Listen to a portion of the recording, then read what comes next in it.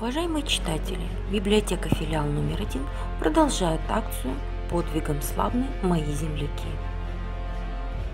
В преддверии 80-летия Великой Победы над фашизмом хочется рассказать о воине, первостроителе поселка Октябрьский и КБРУ. Этот человек мужественно воевал и доблестно трудился. Он не подвел в бою и в мирное время на производстве. 9 мая 1951 года, в День Победы, машинист экскаватора Милованов вынул первый ковш грунта будущего карьера. Честь вывести его в отвал выпала шоферу, ветерану войны Рябулову Федору.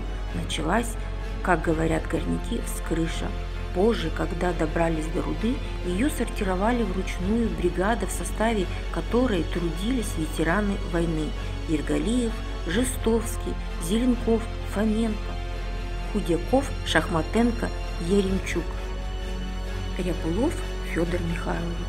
Федор Михайлович родился в 1914 году в Краснодарском крае. В школе проучился всего 4 класса, затем поступил в школу механизаторов, где окончил курсы комбайнеров и трактористов. В 1939 году его направили в Западную Украину на восстановление сельского хозяйства новых регионов страны. По состоянию здоровья Федора Михайловича не взяли в армию. Но вот в 1941 году грянула война. Его забрали на фронт с первых же дней войны, направили в автомобильные войска 16-й воздушной авиационной армии. 22 июня в 6 часов утра санитары грузили в машину Федора Михайловича раненых и убитых летчиков. Он вывез их в город Ровно и отправился обратно за следующей партией раненых. За это время аэродром был окружен гитлеровцами, а летчиков взяли в плен. Машины быстро развернулись и поехали на другой аэродром в городе Перемыщель. Но там уже шел бой. Город Перемыщель река делила на 2 части. Немцы наступали, их техника превосходила в качестве и количестве.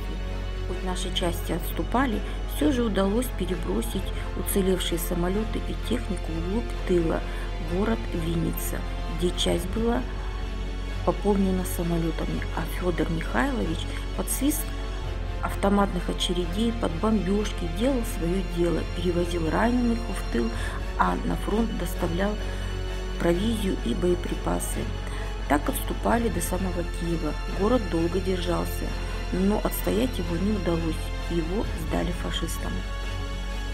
Со своей авиационной частью Федор Михайлович попадает на Сталинградское направление. В битве за Сталинград работы для авиации было много.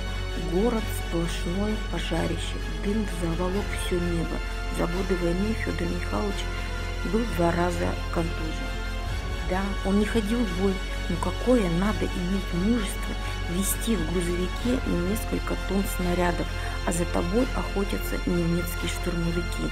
Необходимо было быть виртуозом, уворачиваться от обстрелов. Федор Михайлович был награжден за боевые заслуги медалями: за оборону Киева, за оборону Сталинграда, за взятие Варшавы, за победу над Германией в годы Великой Отечественной